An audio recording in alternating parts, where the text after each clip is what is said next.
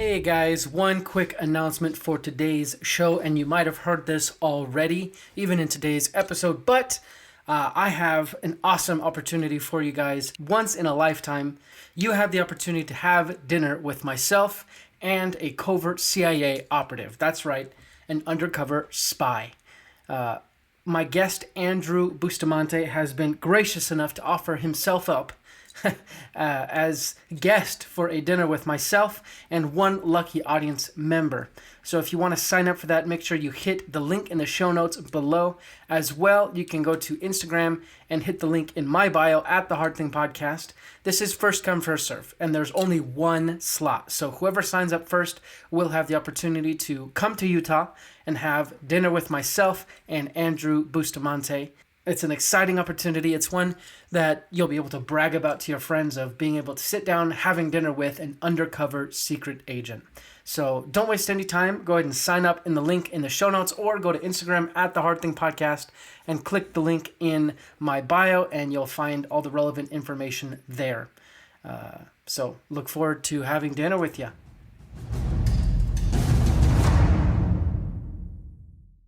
So how do you remain diligent and disciplined even amidst the major stressors of life? Heck, could you do it while you were undercover in a foreign country working with people that you would never work with on the worst day of your life at home? Well, those are questions that I get to ask my guest today, Andrew Bustamante, on the Hard Thing Podcast. So welcome back to another episode of the Hard Thing Podcast. For those of you who are new here, I'm Justin Lewis and I'm your host. Together, we are going to talk to high-performing individuals who've done really hard things and have lived to tell the tale, but not just lived to tell the tale, they've thrived. And actually, they have actionable ways for us to do the same thing. For us to get through these hard things and learn how to do them in our daily lives and actually overcome anything life has to offer us. Before we get to today's show, a couple of announcements. First announcement, I'd like to invite you guys to go to yourescue.org. I want to introduce you to Operation Underground Railroad. They're a nonprofit organization, and they go undercover to rescue kids from sex trafficking, which is a big job, and they need lots of help. So if you're interested in the issue, go to ourescue.org and just get involved. And the first thing to do is just learn about what they do and the problem and the solutions that are out there. So again, that's ourescue.org. Now, I'd like to introduce you to my guest today, Andrew Bustamante. He is a former CIA intelligence officer, and he spent around 10 years undercover in foreign countries under false aliases, trying to seek out the best interests of national security for the United States. And today we talk a lot about self-discipline, making sure you do all the little things right, and even radical honesty with your spouse and partner. It was a fascinating conversation. And one thing I need to say about Andrew is that he gave me so much more personally than just this podcast. Afterwards, we sat and talked for another 15 minutes just about my podcast, and he offered me some really great advice. And while you're listening, if you could just go to everydayspy.com or at everydayspy on all the socials and just, show Andrew some love, send him some messages saying how awesome today's episode was, because really, he was just great coming on the show. Without further ado, let's go to today's show.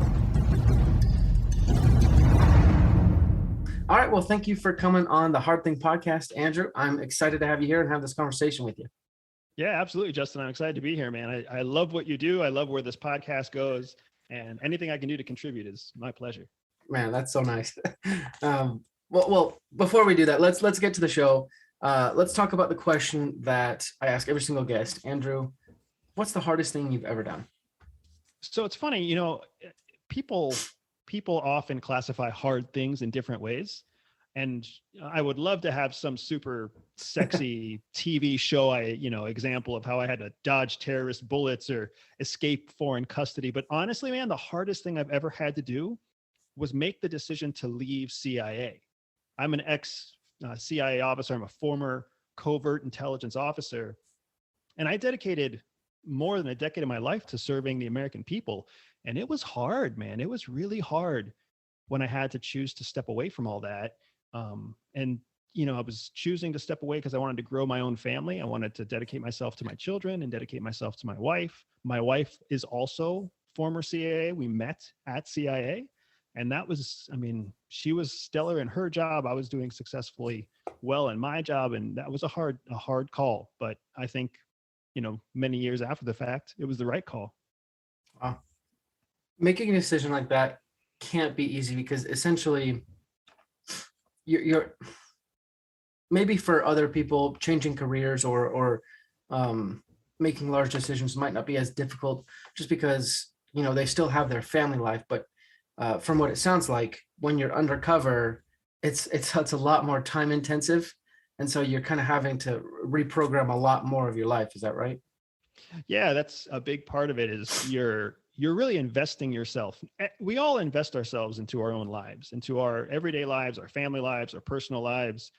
And when you make that investment, because we're all hoping that in the end the investment's going to pay off, right? We're going to build a network that yields more opportunities in our career. We're going to build relationships that become more loving and more intimate and more fulfilling.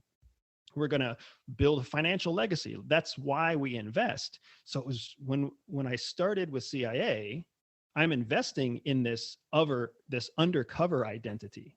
I'm investing in relationships with other individuals who are also living and working undercover. So you build this incredibly tight network of people who the world never gets to know and who the world doesn't know that you know.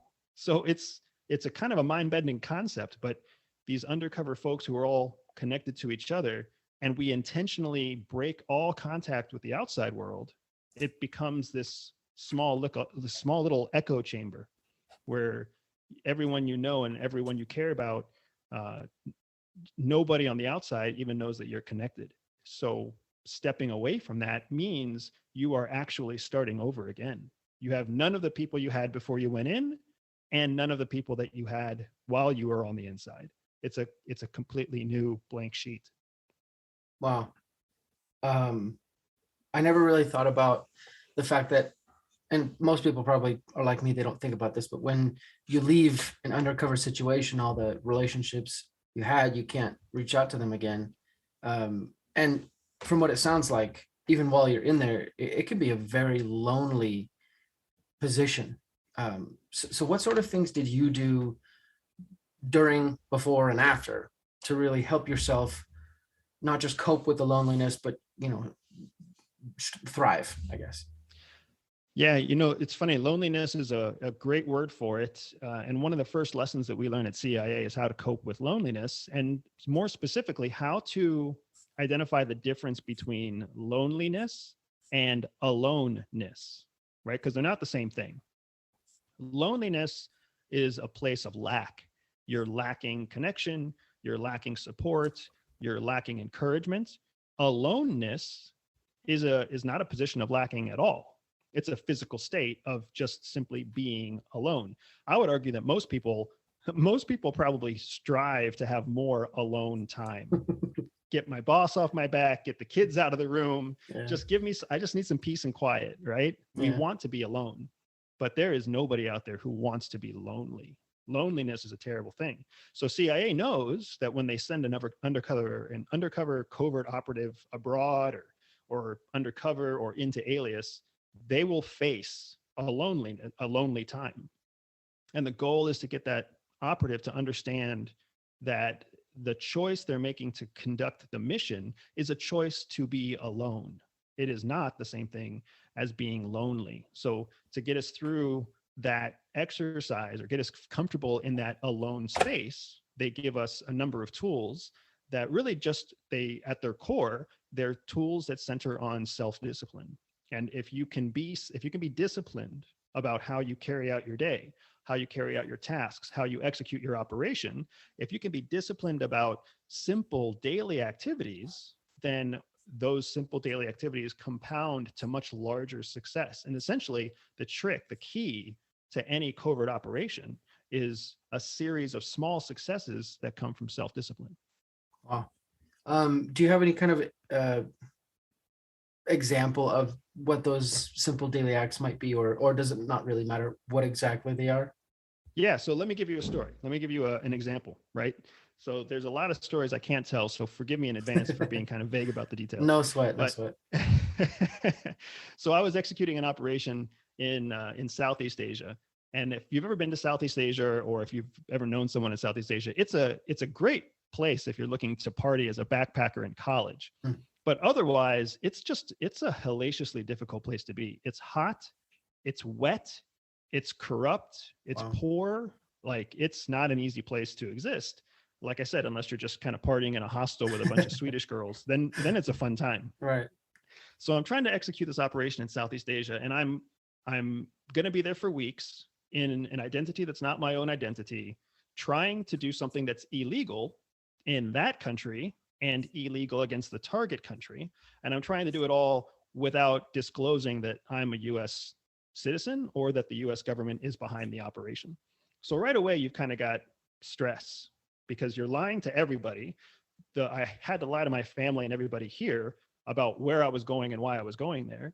And then every day that I'm there, I'm trying not to step on my own tongue and trip over my own lie so that I can get this operation to work. Because it's not something, you're not flying across the country or flying across the world for 15 minutes. You're flying across the world to execute on something that will take weeks or months. Mm-hmm. So while I'm there, I'm exposed to the stress of living in that country. I'm prone to criminal activity, right?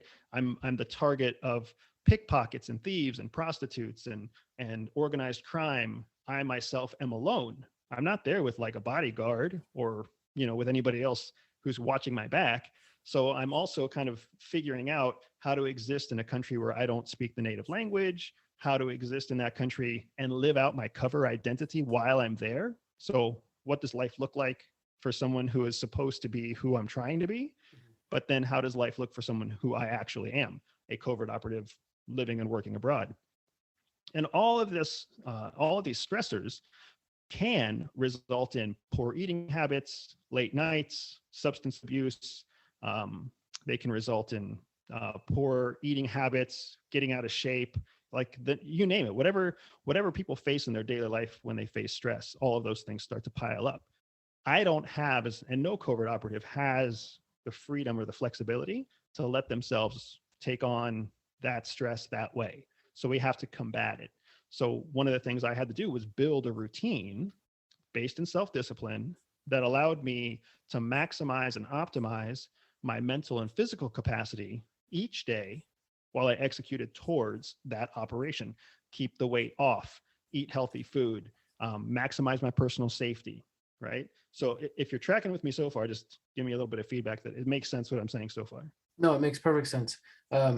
What sort of, I guess, because I'm guessing those routines of self-discipline you couldn't have built those while you were on assignment, like they were probably built beforehand. So what sort of things did you do in maybe preparation of all of your assignments?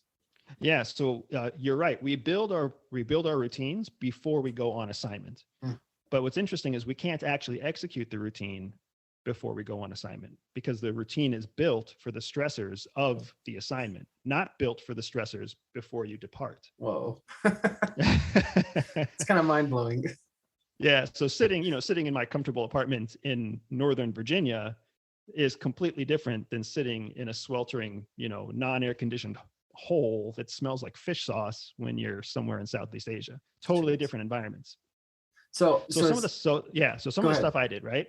So I knew that I had to drink water because water is critical to the human body. It Mhm. keeps the brain going, it keeps the nervous system going, it keeps the digestive system going. But I also knew I couldn't trust most of the water that exists in Southeast Asia.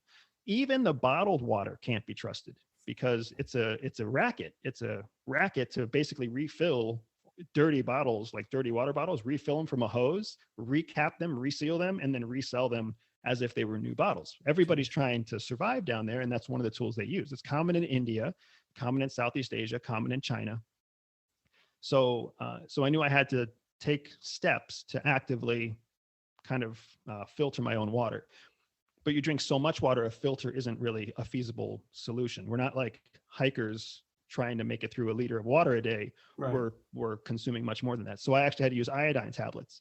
So I had to build a routine of consuming water that was purified with iodine tablets in advance. So I always had to have my next day's water supply under purification each day as I was consuming yesterday's water supply that was already purified.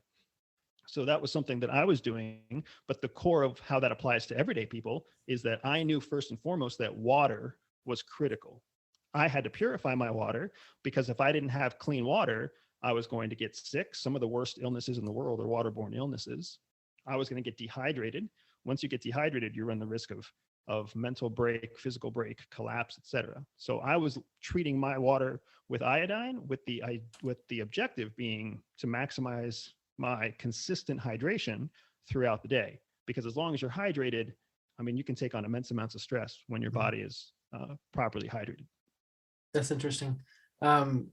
Just kind of a curiosity, which in the moment, and maybe you probably weren't thinking about this, but this is someone who, lives in the comfort of normal society. Which did you fear more? The negative aspects physically of being dehydrated, or the mental aspects negatively of being dehydrated? Mental. Yeah. So yeah, it's a great point. It's a great point. When you live in a first world environment, like what we experience in the United States, we become very accustomed to having comforts and conveniences delivered to us, whether it's the air conditioning unit that is outside of the house, that's constantly creating a comfortable environment, and it's powered by an electric source that's down the street or in the next district over. Everything's delivered right to you. Yeah. But when you're overseas or when you're in a challenging environment, you have to scrape to survive. So it's a very different point of view. It's why so many people in the world don't have a positive opinion about Americans, because, they look at Americans and they see that we don't struggle. And if we don't struggle, then it must be because we're spoiled. Nobody credits the United States with innovation and ingenuity. That's something we credit ourselves with. The rest of the world just says we're a bunch of fat, spoiled jerks who are trying to be the next imperial power. And they have a point. We are kind of fat, spoiled jerks. Whether or not we are, we're bent on world domination is a matter of opinion. Right. But yeah, so for me, I fear the mental breakdown. When your mind starts to break down from dehydration, when you start to obsess about where is your next drink going to come from, you start to overlook security concerns. You're not looking who's watching you. You're not looking over your shoulder. You're not looking to see if there's a poisonous spider in your shoe. You're not looking to see if there's a poisonous snake on your trail in front of you. You're literally just obsessed with, where can I get a drop of water? When your body hurts, when your joints ache because they don't have enough fluid to actually lubricate the movement in your fingers or your elbows or your knees, you're just in excruciating pain. So the last thing you're thinking about is whether or not you've had enough calories to get through the night. You're not thinking about whether or not the cold tingling sensation is from the air, or whether the cold tingling sensation is a sign of heat exposure. The human body starts to lie to you because your mind can't make sense of the signals in your nervous system because it doesn't have enough water. So it's an easy answer for me. The fear of dehydration for me is mental failure. Without your brain, your body fails, but without your body, your brain can still succeed. Wow. So assuming you've kind of find yourself starting down that slope of dehydration and you catch yourself, actually, never mind. That's a dumb question. You just drink water, right? You drink water, and if you don't drink water, you drink something with water in it that's purified. Something like hot tea. Hot tea is super popular in Asia, and it started, if you think about the Boston Tea Party, why did everybody drink tea? Because they couldn't trust the water. They didn't have potable water back when we were a colonized country. We had to heat our water to purify it, and then we flavored it with tea. And the fact that the tea had caffeine was just a secondary benefit. Wow, that's super interesting. I never would have thought that. You talk about crafting new identities, and you said that you can't really practice this new identity beforehand. I'm guessing because you don't want to give it away to anyone who might be watching you or anything like that. So what are the steps you take to craft this new identity and then to make sure that you're able to play the role and make it stick. Yeah, so the most important part to creating an alias or any kind of alter ego is actually to stay as close to the truth as possible, which is contrary to what most people would tell you. So if my name is Andrew and I wanted to create an alias, I would create an alias that still starts with the letter A, Alex or Alejandro or Andres, because it's close to my name. So if I'm walking down the street and somebody shouts out William, I'm not going to look. It's not instinctive for me to look to even objectively turn my head if I hear someone shout out a name that starts with W or L. But if I hear someone in a foreign country shout out Andres or Alejandro, I might look. Right. So right away, I'm setting myself up for success in alias because I'm only 10 degrees, 5 degrees from the truth. But if you've ever done anything with a compass, or if you've ever done any kind of land navigation, a 5 degree difference from your heading doesn't look like much where you're starting, but 2 miles, 10 miles, 15 miles down the road, you're in a completely different place. So that's the power of a good alias. A good alias starts very close to where you are, but by the time you're actually being questioned in alias, you're so far away from the truth that it's very difficult for anyone, foreign intelligence service, foreign police force, police state, dictatorship, whatever. It's very difficult for them to corroborate or confidently walk back who you are all the way to your true identity. So you want to stay kind of close to the truth. It gives you you can create an alias very quickly when instead of being a civil engineer, you're an electrical engineer. Instead of being 25, you're 28. Instead of being married with 3 kids, you're divorced with 3 kids, right? It's very, very easy to craft an alias quickly, retain the details, and live that alias with confidence no matter where you are, because it's so close to the truth.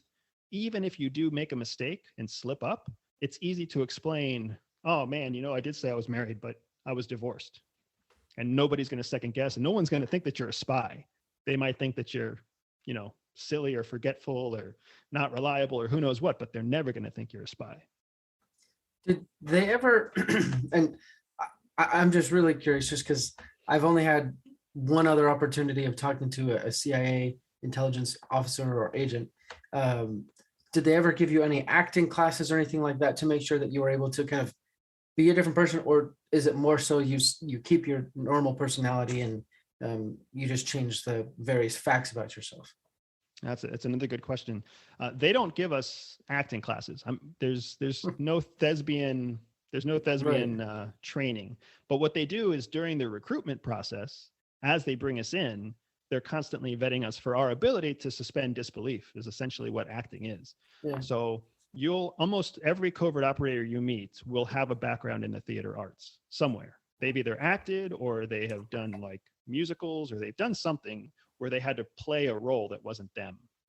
And then during the actual onboarding interview process, there's multiple instances where we have to role play, where they put us into a scenario during our recruitment process or during our training. They put us into a scenario where we have to rapidly change our identity, change our behaviors, our mannerisms, our backgrounds, and then execute on a specific objective in real time with all the stressors of having to balance that fake identity. So that's their way of ensuring that we have the skill before they bring us on board. Wow. Kind of switching topics a little bit. Obviously, in the decade that you were undercover, you probably weren't always on assignment. You probably came back every so often, right? Correct. What sort of things did you do while you were back at home to help maintain those routines of self-discipline? So this is where honestly, it's a different kind of self-discipline, but it's a very, I think it's a very good question that I don't get very often. When you come back from assignment, you have to shed everything that you built while you were on assignment. And I don't mean that in a positive way. I mean, you built up ill health, you built up significant stress, you've built relationships that are detrimental relationships. I mean, you're overseas trying to conduct espionage. So you're dealing with bad people who do evil things, and you're conducting wicked acts in the best interest of protecting American national security. So you come back with memories, you come back with traumas, you come back with with things you don't want to bring back. You don't want to bring those back to your kids, your parents. You don't want to bring those to Christmas dinner. You know what I mean? So we actually go through a cleansing process when we come back, where we take time off and we go through a very systematic process, again, based in self-discipline, for how you face, cope, and ultimately overcome any of that baggage, the trauma, the emotional kind of stains that you bring back with you, so that you can cleanse and get ready to prepare for your next assignment. Um, Maybe I might not be able to ask, but could you give us an example of some of the things you did during those cleansings? Yeah. So, I actually recently consolidated everything into a document that I Cool. share on my website. So if you're interested now, or if anybody's listening, you can go to my website, everydayspy.com, and a pop-up is going to occur after about 7 seconds. And it's called the CIA Daily Mental Edge Routine. So that routine, that daily routine, is essentially our recovery routine. It's the steps that we go through. It's about 18 steps in all, what we do on a daily basis, all the way from how we wake up to how we plan our meals to what we do to mentally de-stress and mentally kind of recalibrate ourselves, all the way through our evening routines, human connection, exercise, etc. But just to give you a kind of a cheat sheet, a summary of what that looks like, we always wake up. When you're recovering, you never wake up to an alarm. You never wake up to anything jarring. No dogs licking your face, no kids jumping in the room, no alarm clock going off. You want to wake up naturally, because your body is built to get a certain amount of optimized sleep. So you wake up to no alarm. The first thing I do every morning is hydrate, just like I was doing on assignment. So you get some water in you. And then we actually also work to get simple sugars, to get a specific type of calorie inside us, calories that you really only find in fruit and vegetables that are rich in glucose. And the glucose is one of those critical secret, top secret solutions, those secret sauces that we have at CIA that nobody knows about, that is everywhere. But glucose is a simple carbohydrate that gets your body pumping, gets your brain firing on all cylinders, and gets you started. And then we go through not a meditative routine, but a quieting, desensitizing routine. All meditation is just the absence of distractions. So when you take away distractions, it really just means that you take away those outside influences that impact your five senses: smell, taste, sight, hearing, etc. So if you can put yourself in a space where you're not seeing any colors, you're not tasting any strong flavors, you're not hearing any jarring sounds, you're comfortable, so you're not feeling any hot or cold or pins and needles or anything like that. Essentially, you're putting yourself into a position where all of your mental resources are free. They're free to do whatever you choose to direct them to do. So at that point, we direct our mental resources to simply be free, kind of like free calibration. What does your mind think about when it doesn't have anything else to think about?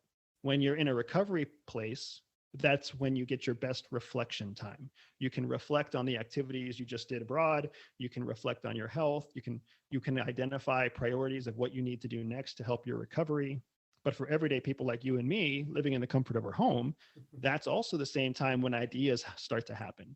Your next $1 million idea isn't that far out of reach. It's just waiting for you to turn off all the distractions and let your brain just wander. It's why people who go for a run or a bike ride, they always talk about how they get these great ideas. It's because they're focusing their brain to just focus on one specific external influence. They're focusing their brain to just feel the pain of a run or the pain of a bike ride. Yeah. But if you can even reduce that so that you're not feeling anything painful, you're entering a whole new state of what we call ideation.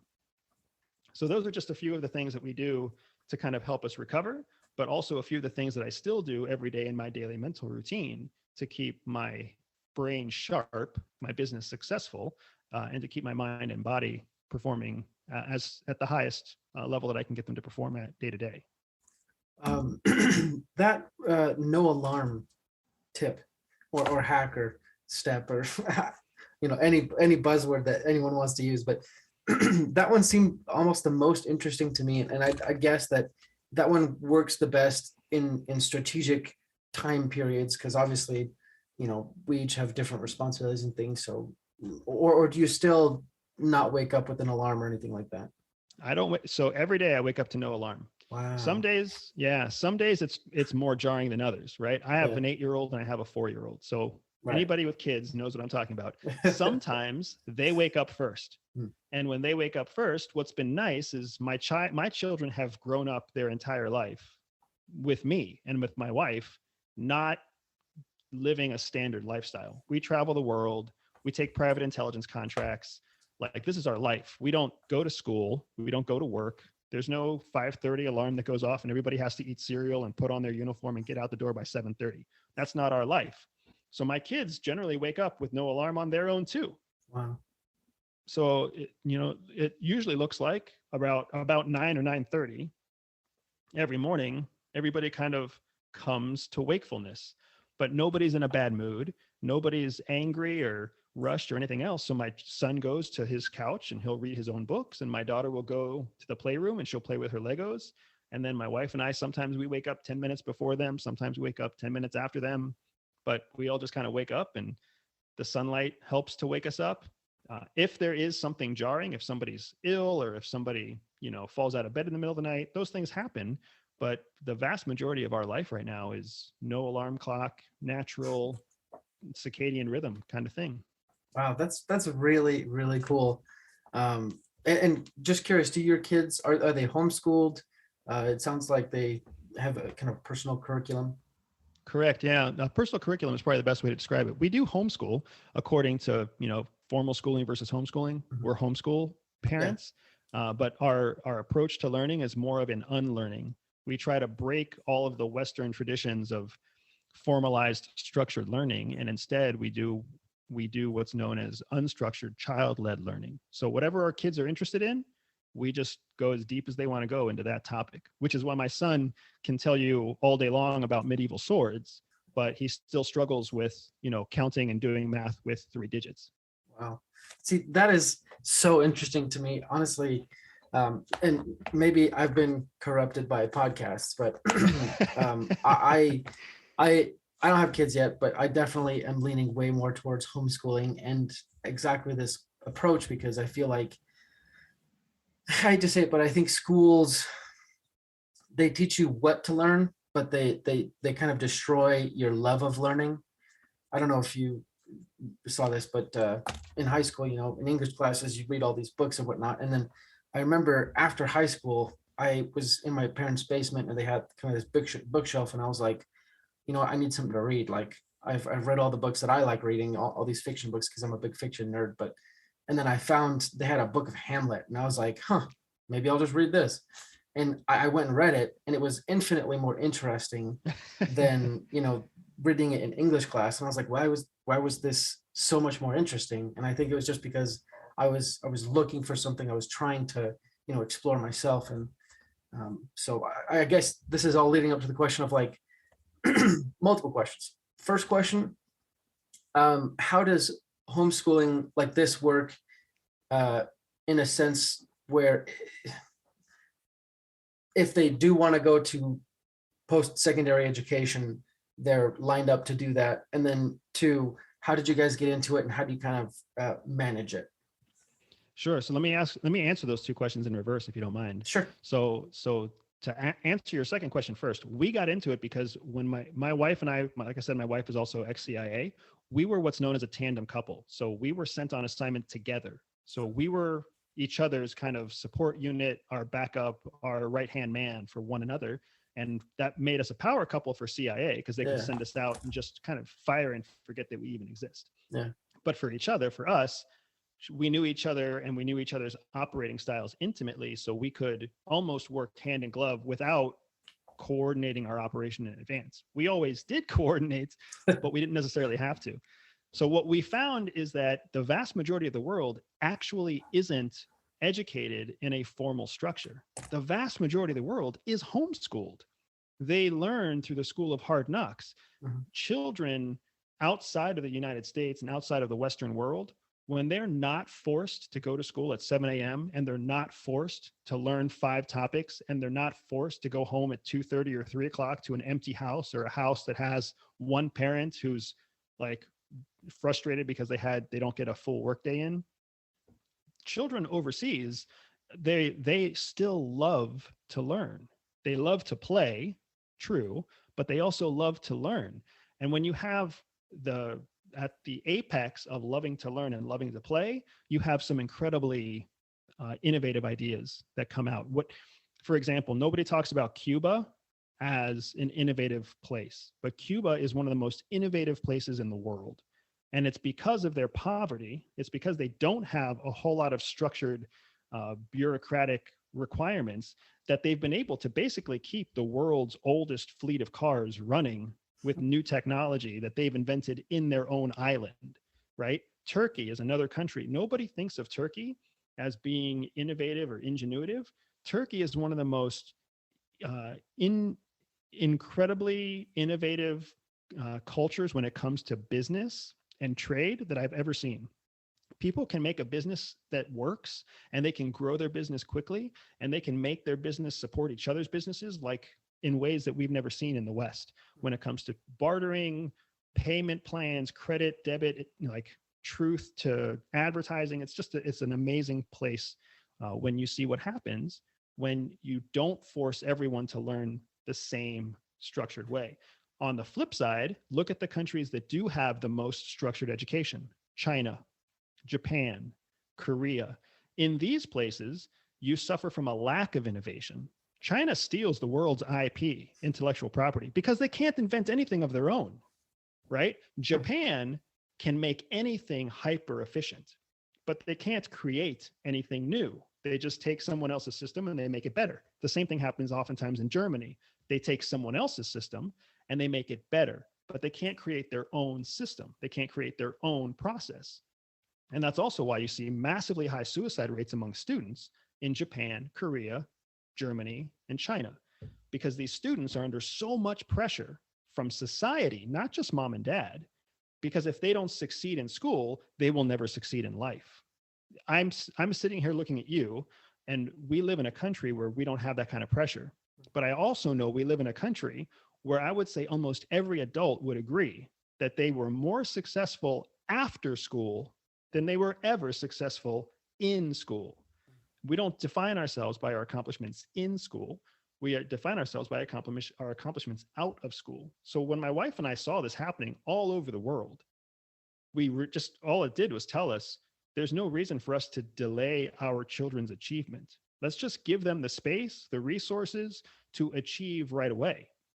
If they want to learn a language, they don't have to wait until 8th grade before they can learn French. They can start learning it now. If they want to learn the clarinet, why make them wait until 5th grade if I can buy them a clarinet right now when they're 6? Let's just do that, right? Instead of this whole structured system. Oh no, it has to be calculus and algebra before that and advanced and mathematics before that. Let's just let them learn. If they want to learn geometry, we'll teach them geometry. And maybe geometry is the reason they learn to love algebra. Who knows? So, and that's what we've seen with our children. So that's the second question you had. The first question was, how will this impact their chances for post-secondary school? I honestly think that 18 years, or I guess for my son, 10 years from now, secondary schools, college isn't going to look like it looks right now. It may not, there are Fortune 10 companies that I consult for who are actively hiring individuals who have no bachelor's degree, because your credentials that you can basically suck eggs and do what other people tell you to do in college for 4 years, that credential is no longer the most important credential. Now people want to know, what is the value that you can bring to my organization immediately? You're not entitled to a job just because you're a college graduate. You're not entitled to a salary just because you have a master's degree. Instead, companies are asking, what value can you bring to my company today that I can cash in on for the next 10, 15, or 20 years? And it's there. If they can find somebody who's 24 years old and sharp as a tack and hardworking, they will pick that person night and day above a 32-year-old with 2 degrees.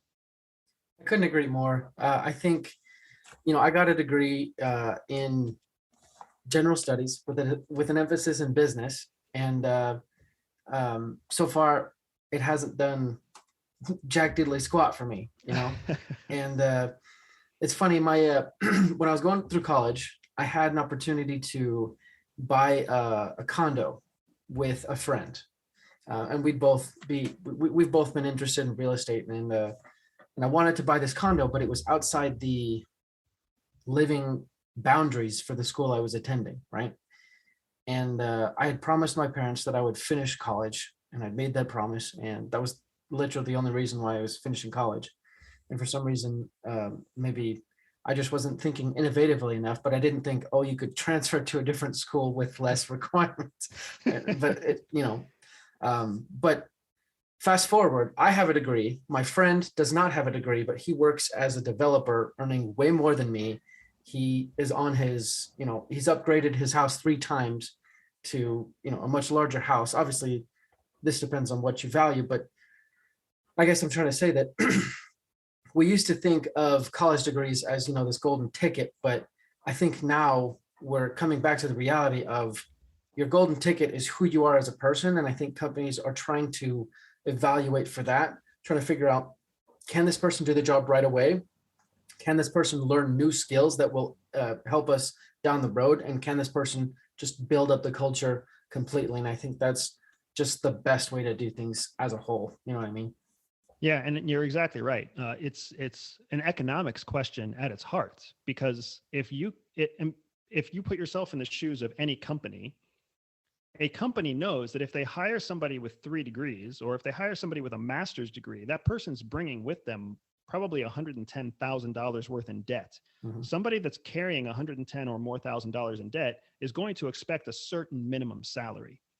And they're also thinking about how do they maximize the return on investment for the debt they took on. So they're not thinking about making a career with your company. They're thinking about basically abusing your company for 5 or 7 years until they get the right title and the right rank to move to a new company. That's the mindset that HR people are like, if I get a master's educated person, this is what they're coming in with. Even before they're not thinking about the company first, they're thinking about themselves first. And that's why if they can get somebody without a bachelor's degree, if they get somebody with an associate's degree, now that whole calculation is different. Now they think to themselves, I can pay this person 20% less than I pay somebody with a master's degree and get 50% better work out of them. And that's a person who's going to invest long-term in the company, because now here's somebody who I might pay $70,000 when they start. But by the time this person gets 3 promotions and 5 raises in 6 years because they bust their butt, they're hyper invested in my company, right? Elon Musk is not looking for someone to work for Tesla for 6 years. He wants to find the people who will be Tesla's future senior engineers. So he wants people right now who are hungry to invest themselves in Tesla. He doesn't want people right now who are hungry to get the name Tesla on their resume so they can move on to something bigger or something higher paying or something more lucrative later on. And that's just one example. If you put yourself in the shoes of any CEO, it becomes very clear. So kind of to pile onto that, I would say that the problem is not with schooling. The problem is with a Western mindset. We have a very structured mind, opinion or outlook on the world that we need to learn to reprogram. And one of the things I loved about CIA is CIA knows how to reprogram the way you think. So one of the things that makes my business successful now is I take CIA's processes, the same processes that CIA uses, that Mossad uses, that KGB used to use, and that SVR currently uses. They all reprogram the minds of their officers, of their operatives. They don't brainwash them. Brainwashing is what we have happen to us in school.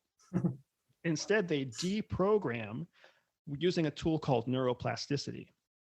So your brain is like a plastic explosive.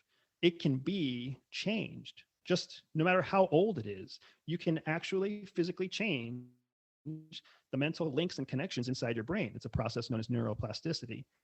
And neuroplasticity is one of the core concepts that I teach through my business, whether it's to corporate clients or individual clients, to help them understand they can reprogram the way they think. And the race to the top is really just a race of who can reprogram the way they think fastest. The person who keeps thinking that they're going to get what they're entitled to because they got their college degree, that person's always going to finish the race last. the person like your friend who thinks instead, how do I reprogram my brain to think like my target audience, to think like my customer? That's the person who upgrades their house 3 times and then ends up making 6 figures by the time they're in their early 30s. Wow. Sometimes I hate being on podcasts because I want to take notes when someone's saying something amazing, but then I'm like, oh crap, I gotta say something now. Kind of switching topics. We're kind of coming down to the last bit of time we have together, but I want to ask this because relationships are something everyone's going to deal with, everyone, and you've had the very unique opportunity of having to, maybe not having to, choosing to cultivate and grow a relationship with your spouse while being under the stresses of not just a job, but a covert operation where your very lives are at risk. So what sort of things did you do to make sure that you were both safe, but also your relationship was strengthened amidst all the stressors? Yeah. So one of the first things that I always try to highlight to people is my wife and I have a kind of a pact of what we call radical honesty. Mm. We've got to be so honest with each other that we put the value of honesty even before we put the value of the other person's feelings.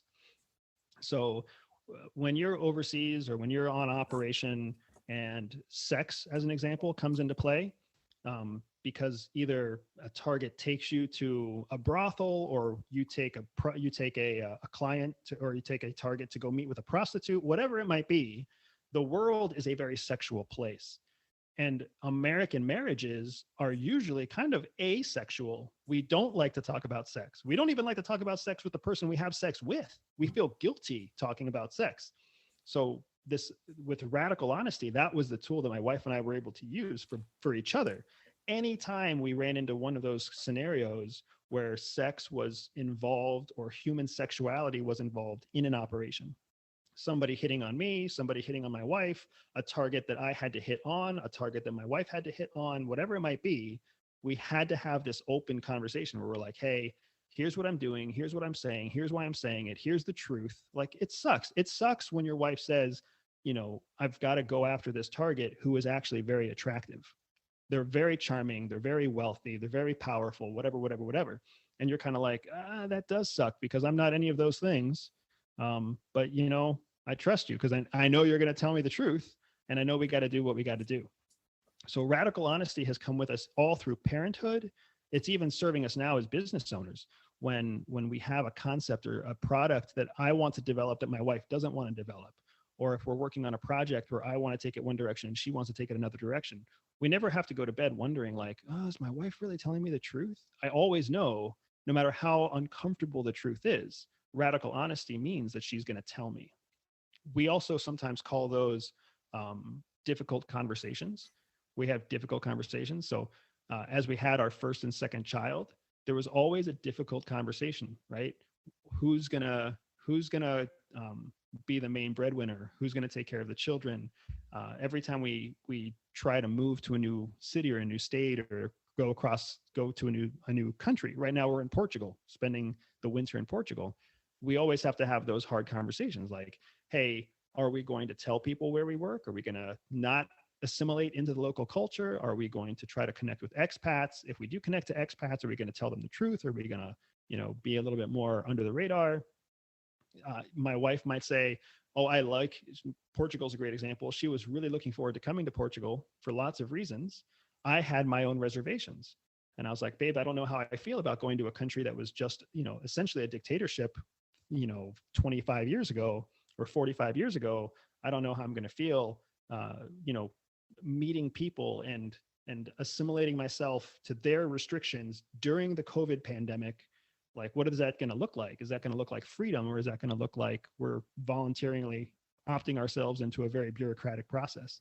So that radical honesty, those difficult conversations are a big piece of what makes a relationship successful, even in the hardest conditions. I couldn't agree more. In my marriage, being radically honest and, even having some of those similar conversations with my wife has been the bulwark that we've built around our marriage.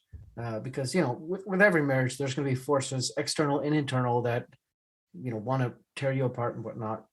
For me, staying together was a big priority. And I think radical honesty is just in all facets of life, maybe a superpower. So, um, It's still radical, right? It's not comfortable. yes. So I don't ever recommend anybody just suddenly start to be radically honest on their own. Don't do that. But it's worth having a conversation with your partner where you say, hey, let's experiment with this thing Right. that works for Justin and it works for Andy. I wonder if it's going to work for us. And also, this isn't a license to be a jerk. It's a license to practice tactfulness with radical honesty. Because you can serve a person a piece of cake on a plate, but if you throw it at their face, they're not going to eat it, right? It might be delicious, Right. but they're not going to eat it. But thank you so much for being on the show, Andy. I've enjoyed this so much. There were a few questions that I wrote down that I didn't even get to as we were going along, but that's totally part of the process because it gets me thinking. But before we let you go, we gotta see what you're up to. So how can our audience reach out to you, see what you're up to, and connect with you? Yeah, absolutely. So you'll be able to find me on any social media platform if you look up at Everyday Spy. So at Everyday Spy, and you'll find me on Instagram or Twitter or Facebook, you name it. And then I mentioned earlier that if you go to my website, everydayspy.com, you'll be able to download a free daily mental edge routine. And I love my routine, and I'm happy to give that away. I'm kind of a sucky business owner because I give a ton of stuff away. But I also have, we talked earlier, Justin, about self-discipline. I have this awesome self-discipline hack special report that I also like to give folks.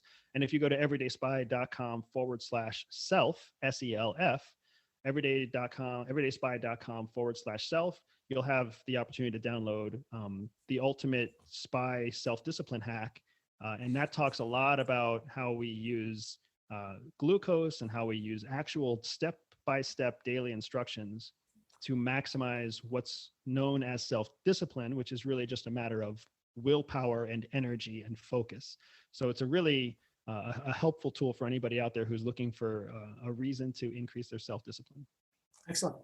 And then we also need to give our audience some action items. So this is the list that I came up with based on what we talked about. Number one, download that self-discipline hack sheet at everydayspy.com/self. Number two is drink more water. Number three is think about seriously, think about the little things like water, or like making sure that you get the right glucose and that you're waking up at the right time.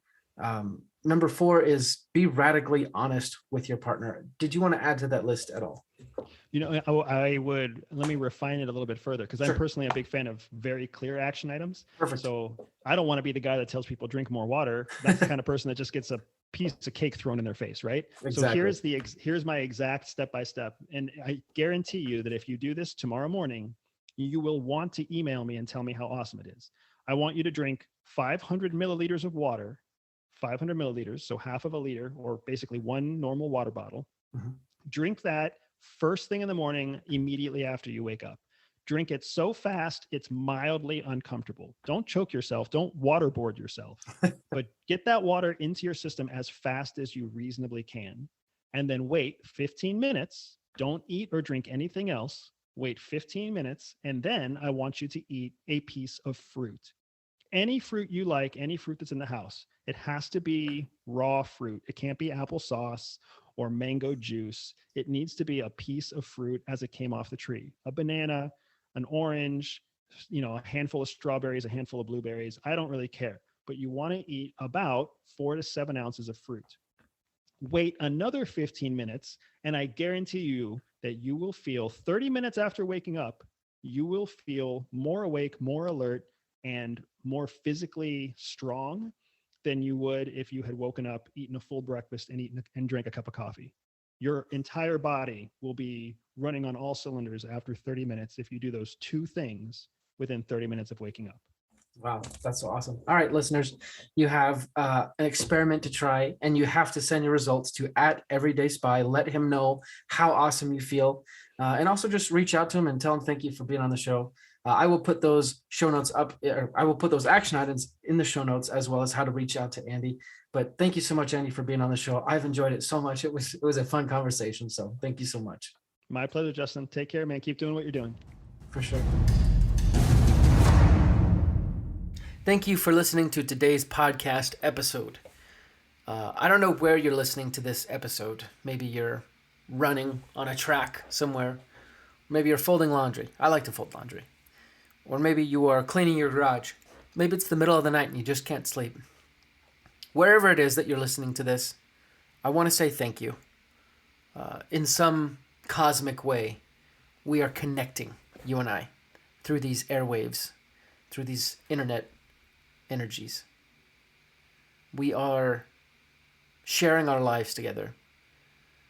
And I just want to say thank you for being a part of my life. I'd like to continue the conversation a little bit more with you. So if you ever want to chat, share some of the hard things you're going through, send direct messages to @thehardthingpodcast on Instagram. And I'd love to dialogue. I'd love to have conversations with you. Again, thank you so much for listening to the show. If you're interested in representing the brand, go to thehardthingpodcast.com/shop and get yourself a t-shirt or a hoodie or something. And Happy New Year, all ya. I am very grateful to you for listening to this show. And I want to ask yourself a question. What hard things are you doing? That's going to determine the type of life you have. So, we'll be back next Monday for another amazing episode. Until then, my friends, keep doing hard things because you will overcome average.